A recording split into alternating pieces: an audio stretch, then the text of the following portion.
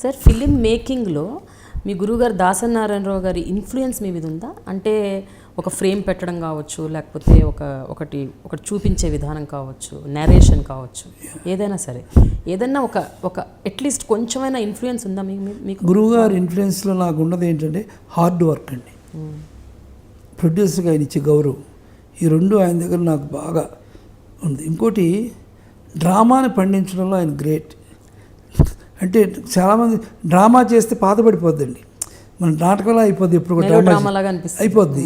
కానీ నా దాసనారాయణ డ్రామా మాత్రం న్యాచురల్ డ్రామా అండి. ఎంత డ్రీమ్టేజ్ చేసినా తాత ఉండాలి కూడా న్యాచురల్గా మన ముందు జరుగుతున్నట్టు ఉంటుంది. అందుకని డ్రామాను కూడా న్యాచురల్గా చూపించగలగడం అనేది దాసనారాయణ హైలైట్. ఆ హైలైట్ నేను ఇప్పటికీ పాటిస్తాను. ఎంత ఎమోషనల్గా చేసినా ఏం చేసినా ఆ డ్రామా ఓల్డ్ అవ్వదు, న్యాచురల్గా ఉంటుంది. నీది గుండి కాదు రాతి బండ అనే డైలాగ్ ఇప్పుడు పెట్టినా న్యాచురల్గా పెట్టాలి, దానికి పర్పస్ పెట్టాలి అనేది దాసనారాయణ గారు డ్రామాని న్యాచురల్గా చెప్పడం ఆయన గ్రేట్ అంతా కూడా. ఇంకోటి ఆయన నిద్రపోవడం నేను ఎప్పుడు చూడలేదండి. 24 hours థింకింగ్. తెల్లారుజాము 3 దాకా మాకు డిస్కషన్ ఉండేది ఆయన ఇంటి దగ్గర. 3 బయలుదేరి వెళ్ళేవాళ్ళం, మళ్ళీ 6 షూటింగ్ స్టార్ట్ అయ్యేది. ఈలోగా స్నానాలు చేసి వేడివేడిగా అక్కడ నాకు ఒక ఇస్త్రీ షాప్ ఉండేది నా రూమ్ పక్కని, అప్పటికప్పుడు ఉతికేసుకుని అప్పుడు వేడి బట్టలు ఒక అమ్మాయి చేసి ఇచ్చేది, వేసుకొని వచ్చేవాళ్ళం అంట. అంత టీం వర్క్.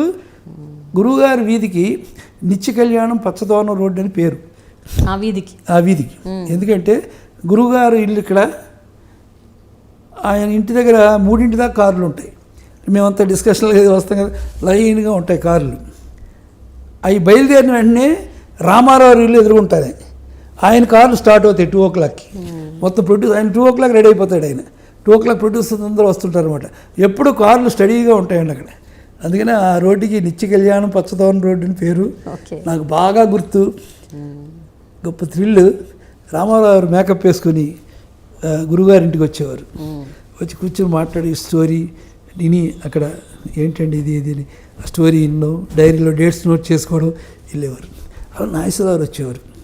వచ్చి January 1st వచ్చి ఇగో డైరీ ఇది కూడా మీరు డేట్లు నోట్ చేసుకోండి, మిగిలిన నేను ఫిలప్ చేసుకుంటాను. అంటే ఎంత పేరు సంపాదించారు గురువుగారు.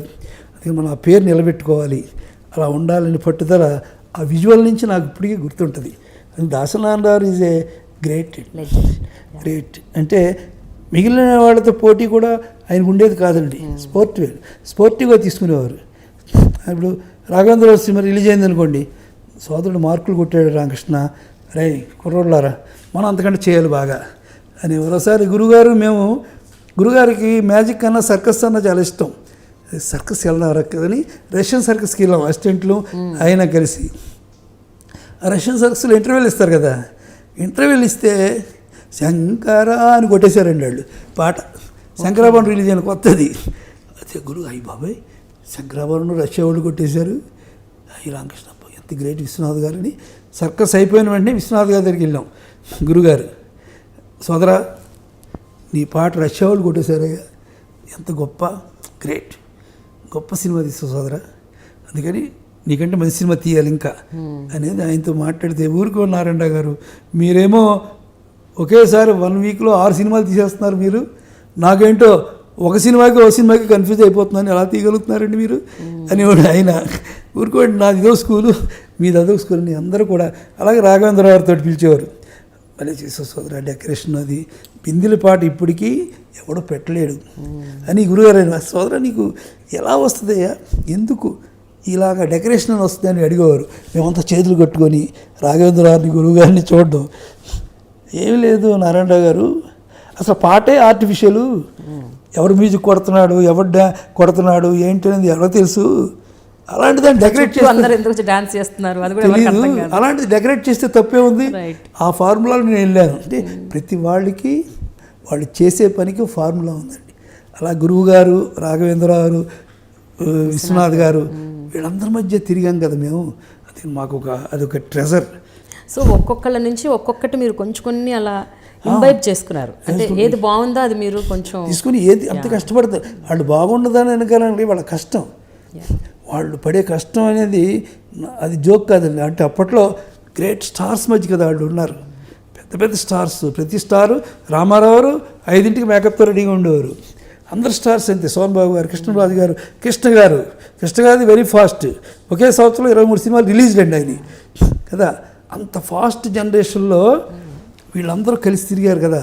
వాళ్ళతో నేను కలిసి తిరగడం. నేను ఎప్పుడు గురువుగారు పక్కనే ఉండేవాడిని. ఆయన ఎక్కడికి వెళ్ళినా సరే సిట్టింగ్స్లో అన్నింటిలో గురువుగారు కృష్ణ గారితో ఖర్చు చెప్పడానికి వెళ్ళేవారు అనుకోండి. కృష్ణ గారు నైట్ ఖర్చు చెప్పేవాడు, వస్తున్నప్పుడు కారులో చెప్పేవారు అనమాట. ఏమైనా సరే కృష్ణ గారికి తెలివి ఉందయ్యా, కథలో చెప్పే పాయింట్ పెట్టాలి అనిపిస్తుంది కృష్ణ చెప్పే దాంట్లో అని అలా చెప్తుండేవారు అనమాట. రామారావులో ఇది గుడ్ క్వాలిటీ ఉంది, నాగేశ్వరరావులో ఈ గుడ్ క్వాలిటీ ఉంది. ఆయన కూడా మీరు ఫేవరెట్ శిష్యుడు కదండి. యా దాసనారాయణ కూడా చాలా సందర్భాల్లో చెప్పారు, మీ ఫేవరెట్ ఎవరు అంటే, మీ శిష్యులో మీ ఫేవరెట్ అంటే కోడి రామకృష్ణ గారు. మాకేం వచ్చిన రోజు నుంచి ఆయన పక్కనే కూర్చొని, ఆయన దగ్గర కూర్చొని, ఆయన 5 స్టార్ హోటల్ పెట్టుకుని రూమ్లో ఉంటే నాకు అదే రూమ్లో కింద వేసేవారు. సార్ నాకు నిద్ర పడతలేదండి 5 స్టార్ హోటల్, మీరు మంచం మీద ఉంటే నాకు నిద్ర పడతలేదు సార్, నీ పక్కన ఎక్కడైనా పడుకుంటాను. ఉండవయ్యా తప్పేంటి, నాకు అర్జెంటుగా నైట్ వస్తే ఎలాగా థాటు అంటే ఏంటంటే, ఆ రోజు రామారావు షూటింగ్ అండి నెల్లూరులో. వర్షం బాగా, షూటింగ్ ఆగిపోయింది. ఎందుకంటే వర్షం వచ్చింది, ఇంకా రేపు షిఫ్ట్ అయిపోదాం అనుకుని పడుకున్నాం. గురువుగారు పడుకున్నారు, నో సీన్, ఎందుకంటే వీళ్ళు వెళ్ళిపోతామని కదా. ఆయన రిలాక్స్ అయ్యారు. నేను కూర్చుంటే కరెక్ట్గా ఫోన్ వచ్చిందండి 2:30కి. అయితే నేను తీసా, హలో సార్ ఎవరండి అంటే, రామారావు మాట్లాడుతాను. అమ్మ బాబోయ్ రామారావురా అని ఎప్పుడు లేదు, గురుగారిని కొట్టేసి ఇలాగెళ్ళాలి. సార్ సార్ సార్ సార్ రామారావురా అన్నయ్య గారు వర్షం కదా, అందుకని మనం వెళ్ళిపోతున్నామండి, మద్రాసు వెళ్ళిపోదాం అని అనుకుంటున్నామండి, బయలుదేరదాం, టికెట్లన్నీ ఓకే చేశారు ప్రొడ్యూసర్. ఏమా భయము, ఎవరన్నారు ఆగిపోతుందని, వర్షం ఆగిపోయింది చూడండి, స్క్రాచ్ వచ్చేసింది, బ్లూ స్క్రాచ్, ఇంక వర్షం రాదు, మేము రెడీ మేకప్తో అన్నారు. అమ్మ బాబాయ్ రామారావు మేకప్తో రెడీ.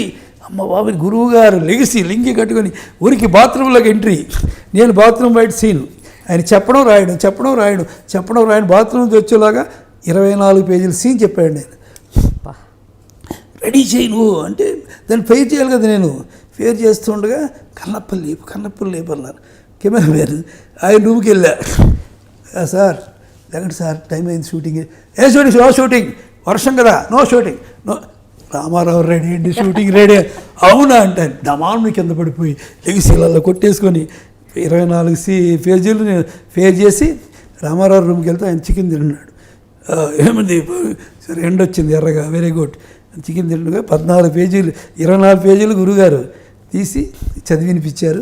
షూటింగ్ స్టార్ట్ అయితే పెన్నారది నెల్లూరులో పొంగదు అసలు, వర్షం వాటరే ఉండదట అది. అలాంటి పెన్నా అనేది పొంగింది. ఇప్పుడు ఎలాగని ప్రొడ్యూసర్ టెన్షను. ఆడవాళ్ళందరూ హీరో 24 మంది ఆర్టిస్టులు అండి. జమున గారు, మంజుల గారు, అందరు రమాప్రభ గారు, వాళ్ళు మీరు ససేమిరా మేము దాటి రాం, మునిగిపోతాం అంటే, లేదండి మేము బస్సు బుక్ చేశాను అన్నాడు. మేము ఎక్కండి బాబు అంటే గొడవ. రామారావు దగ్గరికి వచ్చాడు, సార్ ఆడవాళ్ళందరూ స్ట్రైక్ చేస్తున్నారండి, వాళ్ళు పన్నాలదిలో మునిగిపోతారట. ఏం మునుగుతారు వారిలో ఎవరైనా మునగాలి కానీ వారు ఎందులో మునుగుతారు, ఇట్స్ ఆల్ రైట్. లేదండి మరి ఎలాగా అర్థం అవట్లేదు, ఒక పని చేయండి, ఒక మంచి లారీ బుక్ చేయండి, లారీ ఎక్కుదాం అన్నాడు ఆయన. లారీ కదా బస్సు బుక్ చేశానండి అని. మరి ఇంకేమి వాళ్ళు ఎక్కనంటున్నారండి అని. ఎందుకు ఎక్కరు రండి అని. నేను ఎక్కితే ఎందుకు ఎక్కరని రామారావు ఫస్ట్ ఆయన గురువు గారు బాయ్స్ అందరూ ఎక్కారు, బస్సు మొత్తం ఆడవాళ్ళందరూ ఎక్కారు.